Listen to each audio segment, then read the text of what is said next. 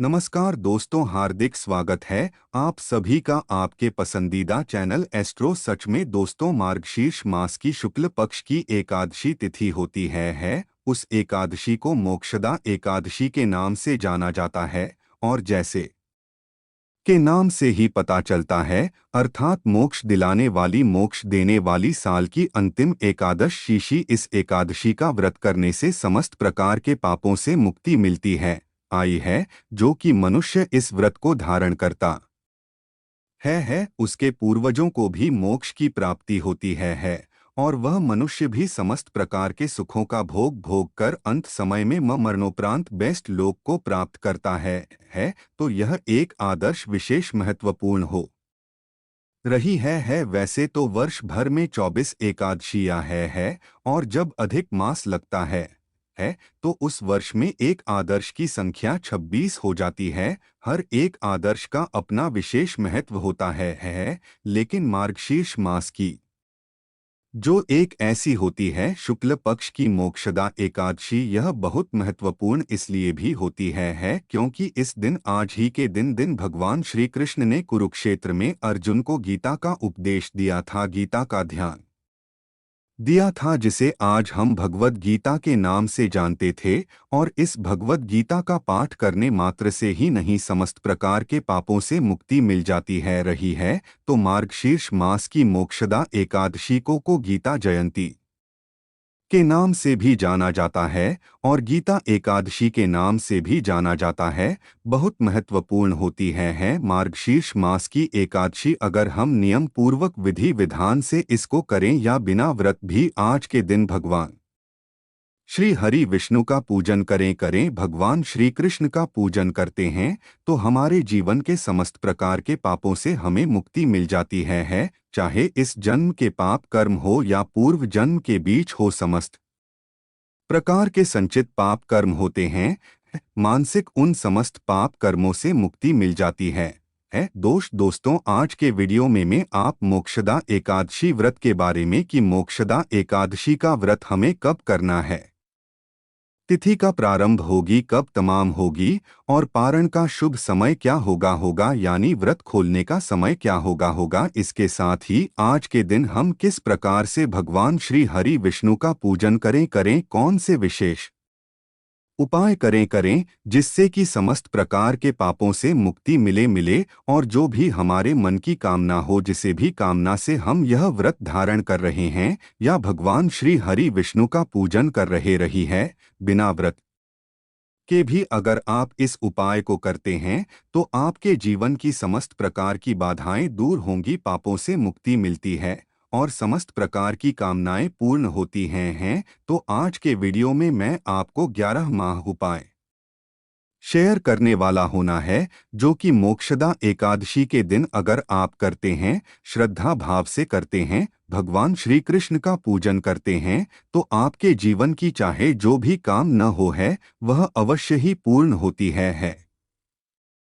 क्योंकि मोक्षदा एकादशी का दिन जो होता है, यह तिथि बहुत ही पवित्र, बहुत ही पावन मानी गई है। इस दिन किया गया एक छोटा सा भी उपाय है, एक छोटा सा भी पूजा का फल होता है वह में बहुत ही शीघ्र प्राप्त होता है और कई जन्मों तक हमें इसका फल प्राप्त होता है और शीघ्र ही हमारी मनोकामनाओं को पूर्ण करने वाला होता है। तो वीडियो को पूरा जरूर देखिए और अगर आपको आज की वीडियो अच्छी लगे तो लाइक जरूर कीजिए। अगर अभी तक आपने हिंदू रिलीजियस टेल चैनल को सब्सक्राइब नहीं दिया है तो तत्काल चैनल को सब्सक्राइब कर लीजिए और बेल बटन को भी प्रेस कर लिया है। आइए जानते हैं एकादशी की तिथि का प्रारंभ होगी कब समाप्त होगी और हमें किस दिन करना है। देखिए, इस बार मोक्षदा एकादशी की सही तिथि को लेकर लोगों में बहुत ज्यादा असमंजस है। तो आज के इस वीडियो में आप जानेंगे साल 2023 में मोक्षदा एकादशी की सहित भी शुभ मुहूर्त और औरत कारण आकलन सही समय के बारे में इस बार एकादशी तिथि प्रारंभ होगी 22 दिसंबर शुक्रवार की सुबह 8:17 से और समाप्त होगी 9 दिसंबर शनिवार की सुबह 7:12।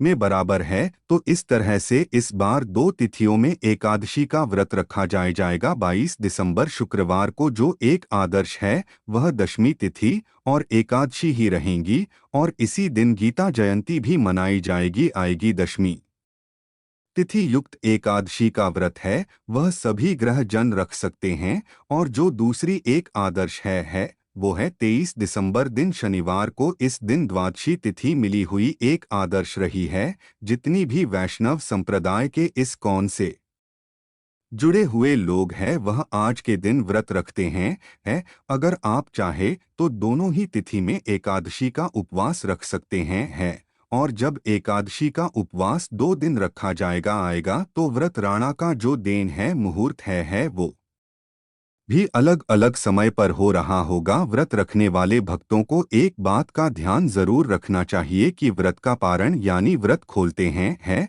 उसे व्रत का पारण करना कहते हैं, तो वह हमेशा शुभ मुहूर्त में ही खोलना चाहिए। आये द्वादशी तिथि को जब हरिवासर का समय होता है तो उस समय व्रत नहीं खोलना चाहिए। तो जो लोग दशमी तिथि एकादशी का व्रत रखेंगे उन्हें व्रत पारण करते समय में इस बात का विशेष ध्यान रखना है कि हरिवासर का समय समाप्त होने के बाद ही आप उपवास खोलें, और द्वादशी तिथि प्रारंभ होगी 23 दिसंबर शनिवार की सुबह 7:13 सेठ से द्वादशी तिथि प्रारंभ होते ही हरिवासर का समय भी शुरू हो आएगा, जो कि शुरुआत 5 से 6 घंटे का समय होता है रहा है। द्वादशी तिथि समाप्त होगी 24 दिसंबर रविवार की सुबह 6:24 पर। इसके बाद से त्रयोदशी तिथि प्रारंभ आएगी। आप जो लोग 22 दिसंबर शुक्रवार को एकादशी का व्रत रखेंगे होंगे उन्हें नहीं 23 दिसंबर शनिवार की दोपहर 1 बजे से 1:45 के बीच में अपना उपवास खोलना होगा। ध्यान रखें कि सुबह के समय जाकर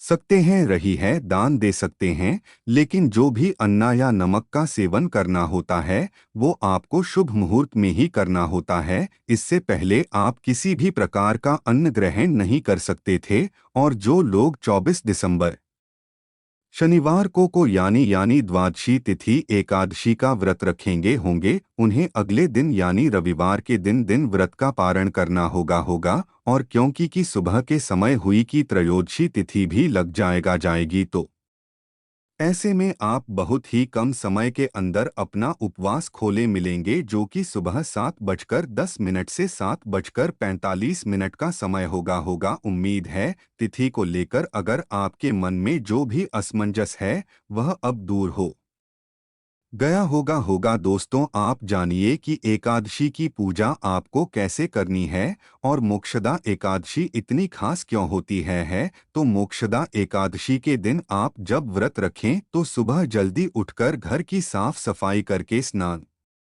करें और इस दिन भगवान विष्णु का पूजन पीले रंग की सामग्रियों से जरूर करेंगे। भगवान को स्नान कराएं कर पीला चंदन लगाएं, आए पीले वस्त्र अर्पित करें, हरे पीले पुष्प अर्पित करें, हरे और पीले रंग के फल या पीले मिठाइयों का भोग भगवान को आज के दिन लगाना चाहिए, जो कि इस दिन को गीता जयंती के रूप में भी मनाया जाता है। तो आप भगवद गीता की पुस्तक का पूजन भी आज के दिन करें। भगवद गीता का पाठ करें, और यदि संभव हो तो भगवत गीता की पुस्तकों का दान ऐसे लोगों को करे जो इन पुस्तकों को पढ़ने में समर्थ हो। इन पुस्तकों के प्रति लोगों के मन में श्रद्धा हुआ हो। आप मंदिर में भागवत गीता की पुस्तक का दान कर सकते हैं। ध्यान रखें कि कभी भी अयोग्य व्यक्तियों को धार्मिक पुस्तकों का दान नहीं करना चाहिए। यदि आप ऐसा करते हैं तो उसका दोष आपको लग सकता है रहा है। सुबह को धूप दीप जलाकर भगवान विष्णु के मंत्रों का जाप करें। ओम नमो भगवते वासुदेवाय, आए श्री विष्णु शर्मा या फिर हरे कृष्ण मंत्र का जाप ही आप सच्चे मन से कर सकते हैं। साथ में माँ लक्ष्मी जी का पूजन करें। भगवान श्री कृष्ण का पूजन आज के दिन करें।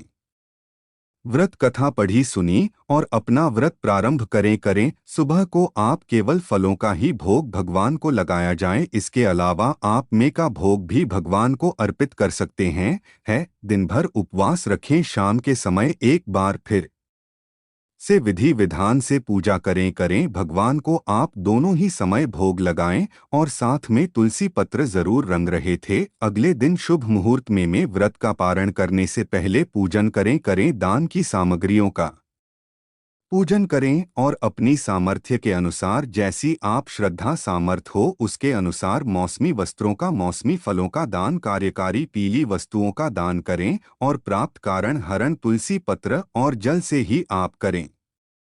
सबसे शुभ माना जाता है जो लोग व्रत का पारण करते समय में तुलसी प्रमुख में रह रहे हैं उनके सभी पापों का नाश हो जाता है और उनका व्रत नहीं भगवान विष्णु स्वीकार करते हैं। तुलसी पत्र के अलावा भगवान विष्णु को बेयर नाम वाले भी अर्पित कर सकते हैं। एकादशी और द्वादशी तिथि के दिन घर में शुद्ध सात्विक भोजन बनने वाली एकादशी के दिन चावल का प्रयोग नहीं किया जाता है। महिलाओं को इस दिन शहर से स्नान नहीं करना चाहिए। एकादशी के दिन तुलसी जी में जल अर्पित नहीं किया जाता है। रहा है दोस्तों, अब बात करते हैं कि आज हम कौन से विशेष उपाय करें जिससे कि हमारे मन की समस्त कामनाएं पूर्ण हो जाएं और अगर हम व्रत करते हैं तो भी भगवान श्री हरि विष्णु की कृपा हमें प्राप्त हो और बिना व्रत भी अगर हम भगवान श्री हरि विष्णु का पूजन करते हैं रहे हैं पूरे श्रद्धा भाव से इस उपाय को करते हैं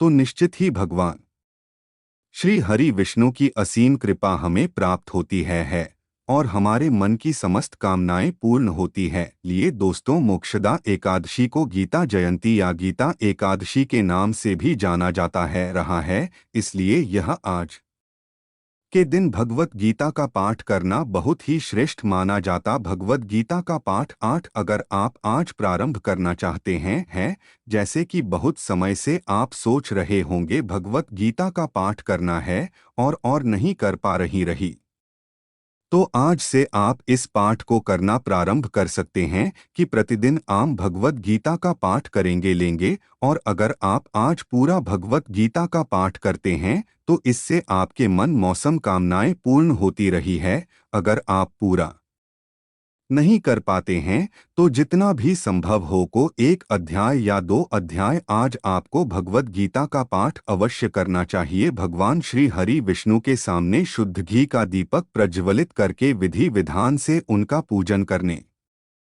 के बाद वहीं बैठकर अगर आप भगवत गीता का पाठ करते हैं यकीन मानिए ये आपके जीवन की समस्त परेशानियां दूर होती है इन्हें और समस्त मनोकामनाएं पूर्ण हो जाती है। अगला जो आपको उपाय करना है वह भगवान श्री हरि विष्णु का पूजन के दौरान जब भगवान श्री विष्णु का विधि विधान से पूजन करते हैं वहीं पर आपको थोड़ा इसे पीले फल अर्पित करनी है और इसके साथ ही कुछ अनाज अर्पित कर दीजिए। दिए गरीबों को दान करना है यह इन चीजों का तो कुछ पीले वस्त्र भी कर सकते हैं रहे हैं पीले फल पीली मिठाई अर्पित करें और पूजा के बाद यानी अगले दिन एकादशी के दिन पूजा करें और द्वादशी के दिन यह फल अनाज और वस्त्र जो अपने अतीत लिए हैं कुछ धन के बाद यानी कि अगले दिन एकादशी के दिन पूजा करें और द्वादशी के दिन यह फल अनाज और वस्त्र जो आपने लिए हैं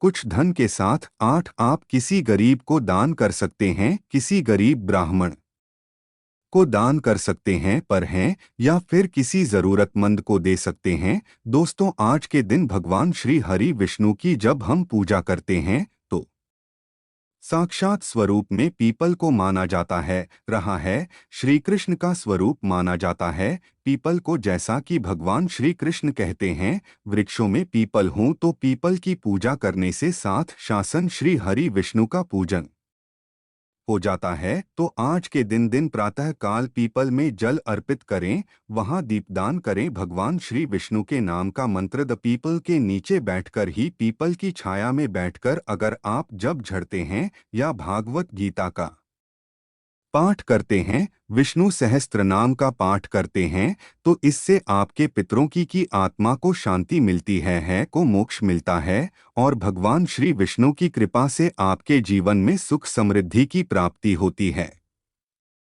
ये समस्त कामनाएं पूर्ण होती है। दोस्तों, मोक्षदा एकादशी के दिन तुलसी की पूजा अवश्य करनी चाहिए। आइए, वैसे भी प्रतिदिन तुलसी पूजा करनी चाहिए। आइए, पर जब हम एक आला के लेल तुलसी की पूजा करते हैं तो विशेष रूप से भगवान श्री हरि विष्णु और माँ लक्ष्मी की हमें कृपा प्राप्त होती है। तो तुलसी के पौधे के पास आपको शाम के समय दान करना है। आप शुद्ध घी का दीपक प्रज्वलित करें और कम से कम 11 परिक्रमा तुलसी की जारी करें। कई लोगों का प्रश्न आता है कि तुलसी के पास परिक्रमा की जगह नहीं है तो किस प्रकार से परिक्रमा करें। तो दोस्तों, एक ही जगह पर जहां पर आपने खड़े होकर कर माँ तुलसी को प्रदान किया है, मंत्र जप किया है, उसी जगह पर खड़े होकर आप क्लॉकवाइज परिक्रमा कर सकते हैं। 7 बार 11 बार अपनी इच्छा के अनुसार, जिस प्रकार से हम सूर्यदेव को अर्घ्य देते हैं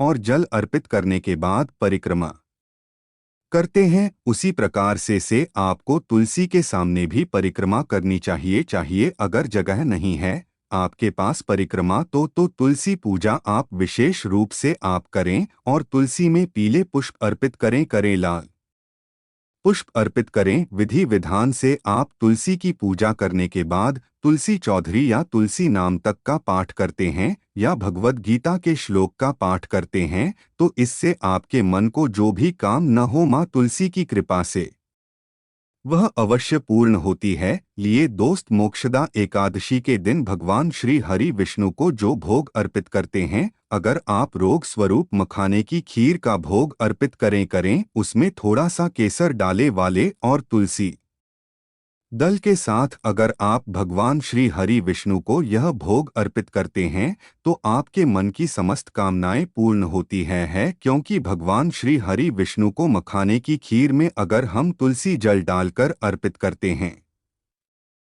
तो शास्त्रों के अनुसार मनुष्य की समस्त मनोकामनाएं पूर्ण हो जाती है। आज के दिन दोस्तों, तो भगवान श्री विष्णु का अभिषेक करना चाहिए। लेकिन जब आप अभिषेक करते हैं अगर आपके घर में दक्षिणावर्ती शंख है तो इस शंख में आपको थोड़ा सा कच्चा दूध और केसर डालकर और इसी के द्वारा भगवान श्री हरि विष्णु का अभिषेक करना चाहिए। भगवान श्री हरि विष्णु का कोई भी स्वरूप आपके पास है, चाहे तो शालिग्राम की शिला हो या फिर भगवान श्री हरि विष्णु का चतुर्भुज स्वरूप को लड्डू गोपाल जी हो जिसे भी स्वरूप की पूजा करते हैं, उनका अभिषेक अगर आप विधान से करते हैं, उन्हें पीले वस्त्र अर्पित करें। उसके बाद से आप उन्हें श्रृंगार अर्पित करें। पीले पुष्पों से उनकी पूजा करें। भगवान स्टील जो भोग अर्पित करते हैं, हमेशा उसमें तुलसी दल अवश्य अर्पित करें और शुद्ध घी का दीपक प्रज्वलित करके कि भगवान श्री हरि विष्णु के सामने बैठकर अगर तुलसी की माला से ओम नमो भगवते वासुदेवाय नमः इस मंत्र का जाप करते हैं तो इस व्रत का संपूर्ण फल प्राप्त होता है। भगवान श्री विष्णु की असीम कृपा प्राप्त होती है और आपके मन चाहे जो भी काम न हो, भगवान श्री कृष्ण की कृपा से वह अवश्य पूर्ण होती है। दोस्तों, तो श्री विष्णु की पूजा करते हैं तो माँ लक्ष्मी के साथ करनी चाहिए। संयुक्त रूप से श्री हरि विष्णु और माँ लक्ष्मी की साधना करने से घर में सुख समृद्धि आती है, दाम्पत्य जीवन मधुर रहेगा है, परिवार के सभी सदस्यों के बीच प्रेम बना रहा है और श्री हरि विष्णु सहित माँ लक्ष्मी की हम जब पूजा करते हैं तो गरुड़ वाहिनी लक्ष्मी हमारे घर में वास करती है जो कि कभी भी हमारे घर से नहीं जानते हैं। हमेशा हमारे घर में धन संपदा भरी रहती है। इसलिए आज विधि विधान से भगवान श्री विष्णु का पूजन करें। उनके सामने कुछ पैसे अर्पित करें। आप किस रुपया या एक्टिवा या फिर आप 11 अर्पित कर दीजिए चाहिए। और जब जब पूजा पूर्ण हो जाती है कि तो उसके बाद एक पीले या लाल कपड़े में बांध कर या आप अपने धन रखने के सीख खान पर रखते हैं तो जीवन पर्यंत आपको धन का अभाव नहीं होता। तो ये उपाय आपका दर्शन पर जरूर करें। और धन प्राप्ति के लिए एक बहुत ही विशेष उपाय और भी है कि आज को भगवान श्री विष्णु की पूजा में पान के पत्ते अर्पित करनी है। पान का पत्ता खंडित नहीं होना चाहिए, बिल्कुल शुद्ध साफ सुथरा पान का पत्ता हुआ हो। उस पर आपको कुमकुम से श्री लिखना है, जो माँ लक्ष्मी का बीज मंत्र है रहे श्री। यह मंत्र आपको उस पते पर लिख देना है और उसके बाद आप वहीं बैठकर भगवान श्री विष्णु के नाम का मंत्र का जप करें माँ लक्ष्मी के मंत्र का जप करें। आज के दिन कनकधारा स्तोत्र या श्री सूक्त का पाठ अगर आप करते हैं तो माँ लक्ष्मी की अपार कृपा आपको प्राप्त होती है रही है।